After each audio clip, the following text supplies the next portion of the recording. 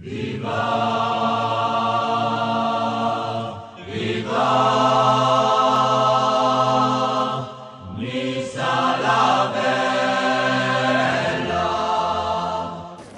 j'ai demandé encore une fois cette semaine pour pouvoir manifester là-bas, sur la prom.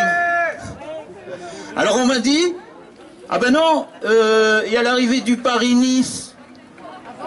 Déjà c'est demain. Et deuxièmement, il passera pas par Nice. Donc ça c'est encore une décision d'Estrosi, enfin on ne comprend plus rien de ce qu'il veut faire. Estrosi il retourne encore une fois sa veste, 15 jours après avoir demandé le confinement que nous subissons à nouveau. Et ben il demande qu'on rouvre la prom à la promenade. Mais on est quand même confinés. J'essaye de comprendre. Excusez-moi. Alors, on se demande si on sait où est-ce qu'il va lui-même, Estrosi. À force de tourner sa veste aussi vite, il va finir par s'envoler. Alors on nous souhaite bon vent et surtout qu'il ne revienne pas. Les manifs de vendredi 26 avec Florian Philippot et celles de la semaine dernière et les précédentes lui ont certainement fait un peu peur. Parce qu'on était quand même 800 sur la place du palais de justice, vendredi.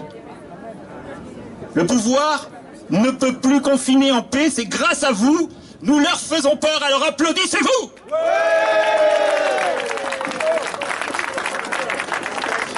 Et Estrosi encore, parce qu'on peut en parler longtemps d'Estrosi, on en a, là, j'ai un dossier sur lui, hein, qui se pavane à Oron le week-end, pendant qu'il vous confine ici, pour ceux qui n'ont pas les moyens d'y aller.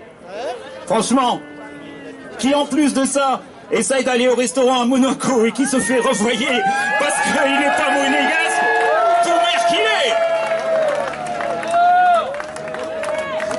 est. Il demande aussi à ce que maintenant on augmente les heures de sport de 1 à 3 heures autorisées pendant le confinement. Nous on veut pas de mesurettes, on veut la liberté totale et la réouverture totale. Liberté, liberté, liberté, liberté, liberté. Et ne comptez pas sur les patriotes pour qu'on retourne notre veste. En fonction du vent médiatique ou électoral, nous on reste droit et inflexible. Alors nous sommes, comme vous le savez, pour le rassemblement des souverainistes. Nous sommes en contact avec l'UPR, Debout la France, les Gilets jaunes, Évolution citoyenne, j'en passe. Nous avons à peu près les mêmes idées, donc nous ne voulons pas vous défendre seuls. Ensemble, on sera plus forts. Alors on boucle aussi les gens chez eux, c'est pas pour se débarrasser du virus, hein. Non, c'est pour se débarrasser de la démocratie. Ouais, c'est vrai.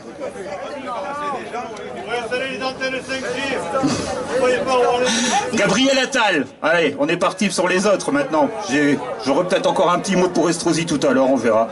Gabriel Attal, porte-parole du gouvernement qui a déclaré ce lundi 8 mars, dans le Parisien, qu'il n'exclut pas l'obligation du vaccin aux soignants s'ils ne se mobilisent pas rapidement. Alors c'est ça, c'est pas de la dictature, je sais pas ce que c'est. Assassin, meurtrier. Oui. Le docteur Henrion Claude s'est fait virer de partout sous prétexte qu'elle dise qu'elle ne veut pas se faire vacciner et que la grippe est passée sous code Covid. C'est encore un scandale. On demande la liberté, on demande la tranquillité, on demande d'être vivant, tout simplement. Le très médiatique docteur Blachier qui a... Oui, c'est vrai, ça rime avec... C'est vrai. Donc le docteur Vachier, c'est ça? Ouais, si tu veux. Il assume qu'en temps normal, 90% des lits de réa sont occupés en cette période de l'année. C'est le cas, ça ne change rien, même pas c'est pas à cause du virus. C'est toujours été le cas. Et c'est un technicien.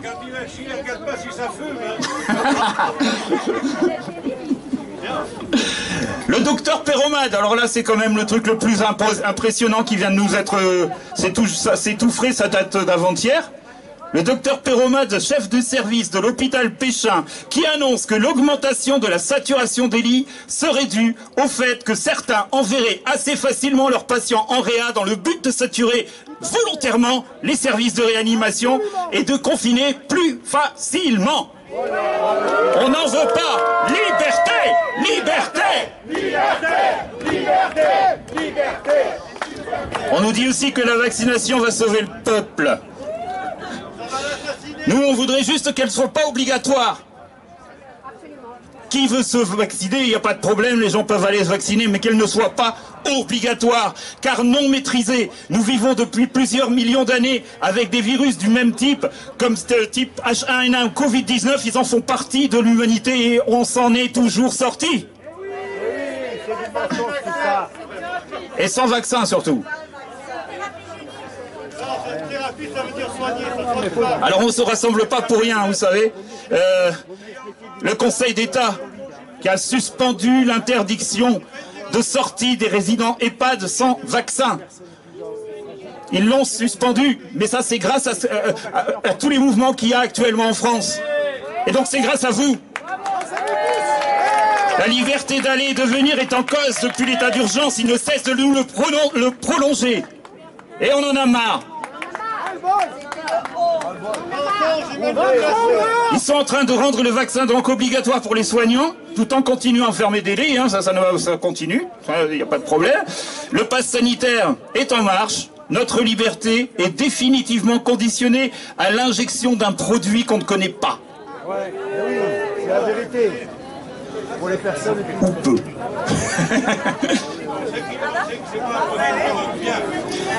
Alors le monde est en train de basculer, mais dans quel sens? Ça dépend que de nous.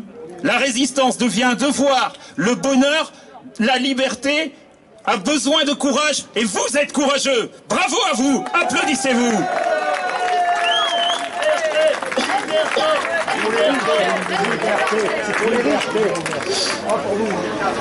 Les boîtes de nuit mettent une à une la clé sous la porte.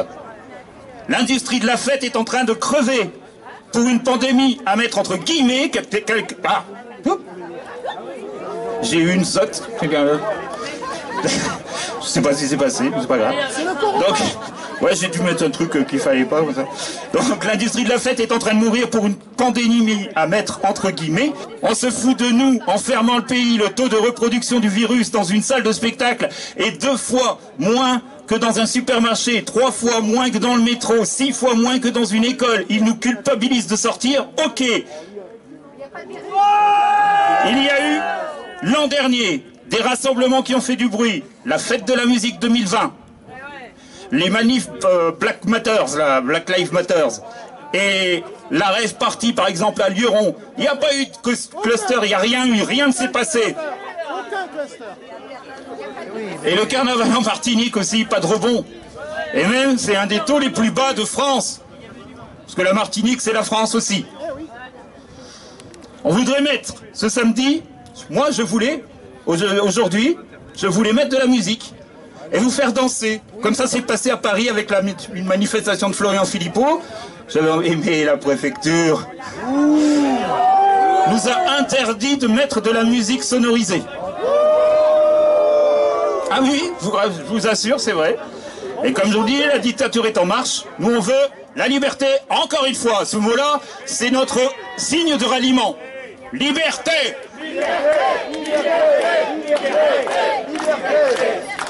Dans mon petit village, parce que moi, j'habite pas ici sur Nice même, j'habite à Puget-Théniers. C'est un village de 2200 habitants à peu près. Dans mon village, eh ben, c'est simple, le seul loisir proposé le week-end, c'est d'aller se faire tester. Ouais, c'est bien ça, hein. Quelle éclate!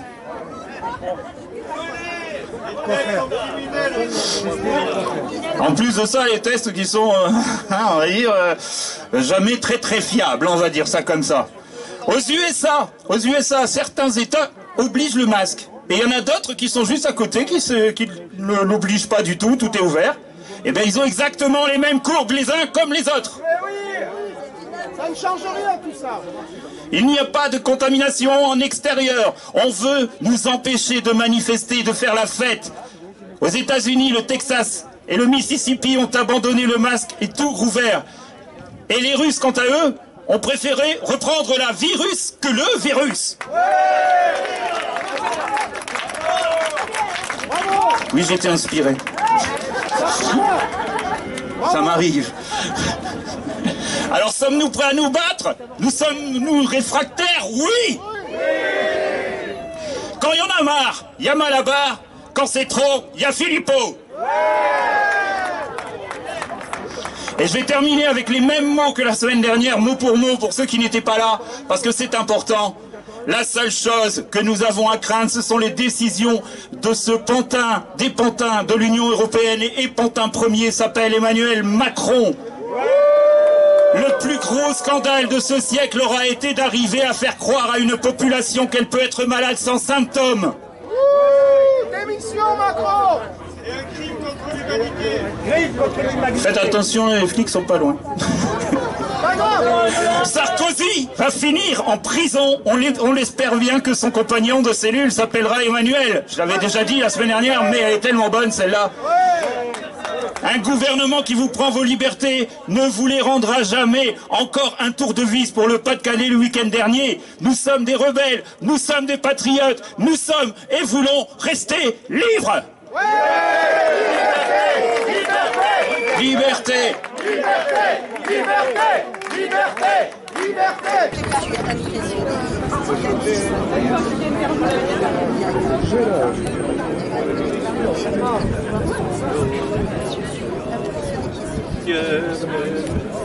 Oui, c'est déjà bien. Francky a tout dit. T'as tout dit, Franck. Même les blagues. Non, ce qui est bien, c'est qu'on est déjà nombreux déjà. J'étais, comme je le dis souvent, un peu plus pessimiste à chaque fois. C'est pas mal. Comme dit Franck, il faut se mobiliser encore plus, faire venir du monde. De Nice et d'ailleurs. Il faut se mobiliser à la fois contre les décisions liberticides qui sont prises et aussi contre ce crétin Estrosi. Ils ont peur de venir aussi au rassemblement, à la fois parce qu'ils ont peur d'être verbalisés, ils ne savent pas ce qu'on fait. Ils ne savent pas ce qui est notre ligne de conduite. Donc c'est aussi en parler autour de vous. Et les gens, au fond, quand on discute avec eux, ils savent très bien que... À la bouche comme ça? C'est mieux comme ça? Parfait alors. Donc c'est ça, c'est au-delà de toutes les décisions qui sont prises pour nous empêcher chaque semaine de nous réunir ou de sortir ou de quoi que ce soit.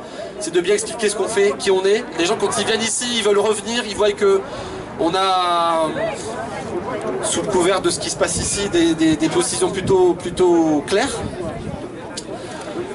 Donc voilà, et puis c'est tout âge confondu. Il faut qu'il y ait beaucoup plus de jeunes, d'étudiants qui viennent se réunir, nous retrouver. Et puis aussi de tout ordre de corps de métier réunis aussi, c'est vachement important ça. Donc aujourd'hui, bon, moi je suis là aussi pour vous encourager comme Franck et tout le monde à venir parler. Donc c'est des gens qui veulent s'exprimer sur des sujets actuels et sur encore une fois, hein, les expériences qu'elles rencontrent et les difficultés qu'elles traversent à cause de des décisions qui sont prises au plan national par ce crétin de Macron et puis au niveau local d'Estrosi, qu'elles viennent le dire.